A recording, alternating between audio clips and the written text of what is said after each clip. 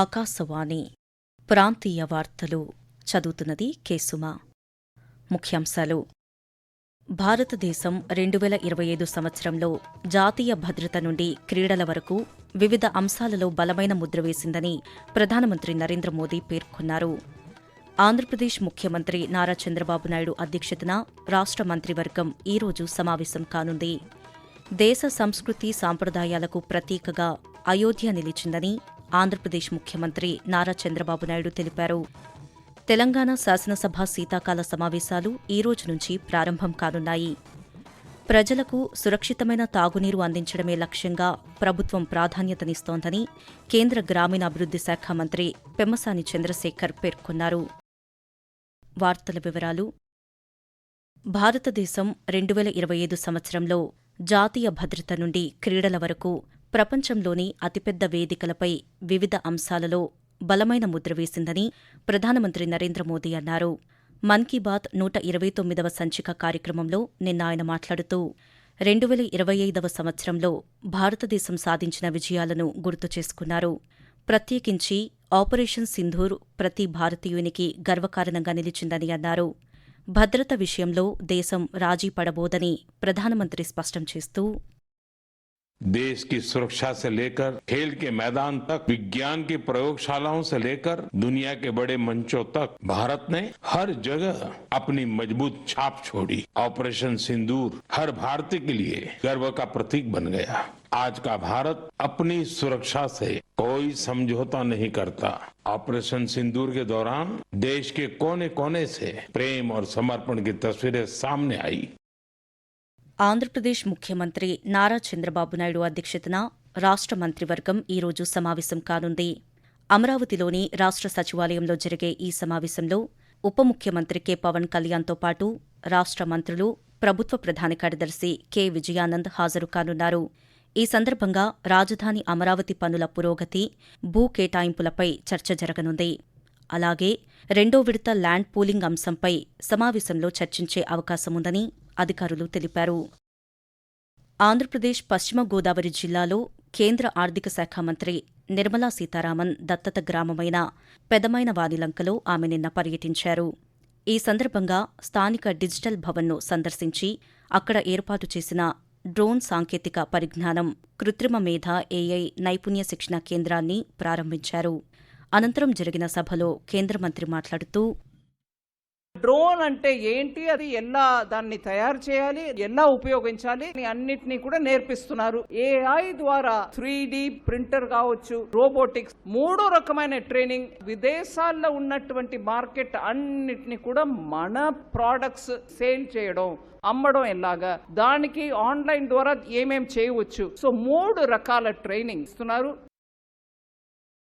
దేశ సంస్కృతి సాంప్రదాయాలకు ప్రతీకగా అయోధ్య నిలిచిందని ఆంధ్రప్రదేశ్ ముఖ్యమంత్రి నారా చంద్రబాబు నాయుడు తెలిపారు. ఉత్తరప్రదేశ్లోని అయోధ్య శ్రీరాముడిని ఆయన నిన్న దర్శించుకుని ప్రత్యేక పూజలు నిర్వహించారు. అనంతరం పాత్రికేయులతో మాట్లాడారు. భారత్లో ఆధ్యాత్మిక కేంద్రంగా అయోధ్య రామాలయం మారిందని అన్నారు.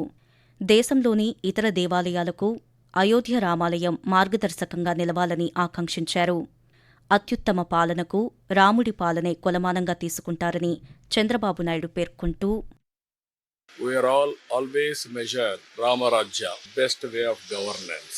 So many people worked for this temple. There is a reconciliation. They have brought consensus through court and also negotiations, everything. I really appreciate all those who contributed. Great temple, historical temple. This will be spiritual hub for India. It will bring our traditional values in a big way in future.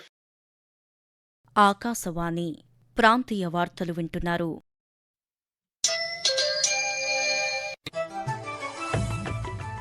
నిరంతర వార్తా విశేషాల కోసం ఆకాశవాణి సామాజిక మాధ్యమ వేదికలైన news on air YouTube ఛానల్ను, newsonair.gov.in వెబ్సైట్ను, ట్విట్టర్లో all India radio న్యూస్ను వీక్షించండి.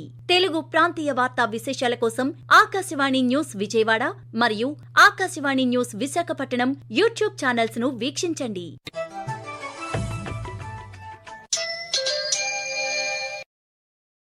ఆంధ్రప్రదేశ్లోని విశాఖపట్నం జిల్లా దువ్వాడ మీదుగా ఎర్నాకులం వెళ్లే టాటా ఎర్నాకులం ఎక్స్ప్రెస్లో అర్ధరాత్రి 1:30 సమయంలో అగ్ని ప్రమాదం సంభవించింది. ఎలమంచిలి స్టేషన్ సమీపంలోని పాయింట్ వద్ద లోకో పైలట్లు గుర్తించి రైల్వే స్టేషన్లో రైలును నిలుపుదల చేశారు. 2 బోగీలకు మంటలు పూర్తిగా వ్యాపించి దగ్ధమయ్యాయి. రైలులోని ప్యాంట్రీ కారును ఆనుకుని ఉన్న B1, M2 ఏసీ బోగీల్లో మంటలు చెలరేగాయని రైల్వే అధికారులు తెలిపారు. అనకాపల్లి, ఎలమంచిలి, నక్కపల్లి అగ్నిమాపక సిబ్బంది ఘటనాస్థలికి చేరుకుని మంటలను అదుపుచేశారు. తరువాత రైల్వే అధికారులు కాలిన 2 బోగీలను తొలగించి ప్రయాణికులకు ప్రత్యామ్నాయ ఏర్పాట్లను చేశారు. తెలంగాణ శాసనసభ శీతాకాల సమావేశాలు ఈ రోజు నుంచి ప్రారంభం కానున్నాయి. ఉదయం ప్రారంభం కానున్న సమావేశాల్లో తొలి రోజు దివంగత మాజీ శాసనసభ్యులకు సంతాప తీర్మానాలు సహా కొన్ని బిల్లులకు సంబంధించిన పత్రాలను సభలో ప్రవేశపెట్టనున్నారు. జీహెచ్ఎంసీ వార్డుల సంఖ్య 150 నుంచి 300కి పెంపు, స్థానిక సంస్థల ఎన్నికల్లో 2 పిల్లల నిబంధన తొలగింపు, తెలంగాణ జీఎస్టీ సవరణ, ఉద్యోగుల హేతుబద్ధీకరణ వంటి ఆర్డినెన్స్లకు ఈ సమావేశాల్లో చట్టబద్ధత కల్పించనున్నారు. తొలి రోజు సమావేశం అనంతరం బిజినెస్ అడ్వైజరీ కమిటీ సమావేశం జరగనుంది. ఈ సమావేశంలో ఎన్ని రోజుల పాటు సభలు నిర్వహించాలో నిర్ణయించనున్నారు. భవిష్యత్తు అవసరాలకు అనుగుణంగా సిద్ధంగా ఉండేలా రైల్వే నెట్వర్క్ను రూపొందించడంలో 2025 సంవత్సరం భారతీయ రైల్వేలో పలు మైలురాళ్లకు వేదికగా నిలిచింది. సామాన్యులకు సౌకర్యవంతమైన రైలు ప్రయాణం అందించేలా ఈ ఏడాది దేశవ్యాప్తంగా 13 కొత్త అమృత్ భారత్ రైళ్లను ప్రవేశపెట్టడంతో వీటి సంఖ్య 30కి చేరుకుంది. ఈ సంవత్సరం 25,000 కోట్ల రూపాయలకు పైగా విలువైన 42 ప్రాజెక్టులు దేశానికి అంకితం చేయబడ్డాయి. 2025లో సాధారణ సేవలతో పాటు అదనపు రద్దీని నిర్వహించడానికి రైల్వే శాఖ 43,000 కంటే ఎక్కువ ప్రత్యేక రైలు ప్రయాణాలను నడిపాయి. ప్రజలకు సురక్షితమైన తాగునీరు అందించడమే లక్ష్యంగా ప్రభుత్వం ప్రాధాన్యతనిస్తోందని కేంద్ర గ్రామీణాభివృద్ధి శాఖ మంత్రి పెమ్మసాని చంద్రశేఖర్ పేర్కొన్నారు. ఆంధ్రప్రదేశ్లోని గుంటూరు నగరంలో 4.6 కోట్ల రూపాయలతో నిర్మించనున్న తాగునీటి ట్యాంకు నిర్మాణానికి స్థానిక శాసనసభ్యులు నసీర్ అహ్మద్తో కలిసి మంత్రి నిన్న శంకుస్థాపన చేశారు. ప్రజల ప్రస్తుత అవసరాలకనుగుణంగా ఎక్కువ కాలం మన్నేలా త్రాగునీటి ట్యాంకుల నిర్మాణాన్ని చేపడుతున్నామని కేంద్ర మంత్రి సందర్భంగా తెలియజేస్తూ elevated storage level tankers 50% thickness పెంచడం, అదేవిధంగా రూఫ్ లో ఇన్సైడ్ కూడా ప్లాస్టింగ్ చేసి ఎపాక్సీ పెయింటింగ్ చేసి ఫ్యూచర్ లో ఈ క్లోరిన్ ఎక్స్పోజర్ వల్ల గానీ ఆ రూఫ్లు పాడవకుండా చాలా మందిని మనం ప్రైవేట్ సిటిజన్స్ ను కూడా వీటన్నిటి మీద అబ్జర్వ్ చేయమని చెప్పాం. వర్కులన్నీ కూడా కేవలం గవర్నమెంట్ మిషనరీ కాకుండా వాళ్ళు కూడా చొరవ తీసుకుని ఈ వర్కులు జరిగేటప్పుడు కొంచెం క్వాలిటీ మెయింటైన్ చేస్తే ప్రాంతానికి మంచి జరుగుతుంది. వాతావరణం. ఆంధ్రప్రదేశ్, తెలంగాణలో చలి తీవ్రత కొనసాగుతోంది. ఆంధ్రప్రదేశ్లోని మన్యం ప్రాంతంలో కనిష్ట ఉష్ణోగ్రతలు నమోదవుతున్నాయి. నిన్న అల్లూరి సీతారామరాజు జిల్లాలోని అరకులో 4.4 డిగ్రీల కనిష్ట ఉష్ణోగ్రత నమోదయ్యింది. అలాగే తెలంగాణలోని కొమురం భీం ఆసిఫాబాద్ జిల్లా సిర్పూర్లో 7.1 డిగ్రీల కనిష్ట ఉష్ణోగ్రత నమోదయ్యింది. దట్టమైన పొగమంచు కారణంగా ప్రజల రాకపోకలకు ఇబ్బంది ఎదురవుతోంది. ప్రాంతీయ వార్తలు ముగించే ముందు ముఖ్యాంశాలు మరోసారి. భారతదేశం 2025 సంవత్సరంలో జాతీయ భద్రత నుండి క్రీడల వరకు వివిధ అంశాలలో బలమైన ముద్ర వేసిందని ప్రధానమంత్రి నరేంద్ర మోదీ పేర్కొన్నారు. ఆంధ్రప్రదేశ్ ముఖ్యమంత్రి నారా చంద్రబాబు నాయుడు అధ్యక్షతన రాష్ట్ర మంత్రివర్గం ఈరోజు సమావేశం కానుంది. దేశ సంస్కృతి సాంప్రదాయాలకు ప్రతీకగా అయోధ్య నిలిచిందని ఆంధ్రప్రదేశ్ ముఖ్యమంత్రి నారా చంద్రబాబు నాయుడు తెలిపారు. తెలంగాణ శాసనసభ శీతాకాల సమావేశాలు ఈ రోజు నుంచి ప్రారంభం కానున్నాయి. ప్రజలకు సురక్షితమైన తాగునీరు అందించడమే లక్ష్యంగా ప్రభుత్వం ప్రాధాన్యతనిస్తోందని కేంద్ర గ్రామీణాభివృద్ధి శాఖ మంత్రి పెమ్మసాని చంద్రశేఖర్ పేర్కొన్నారు. ఆకాశవాణి ప్రాంతీయ వార్తలు ఇంతటితో సమాప్తం.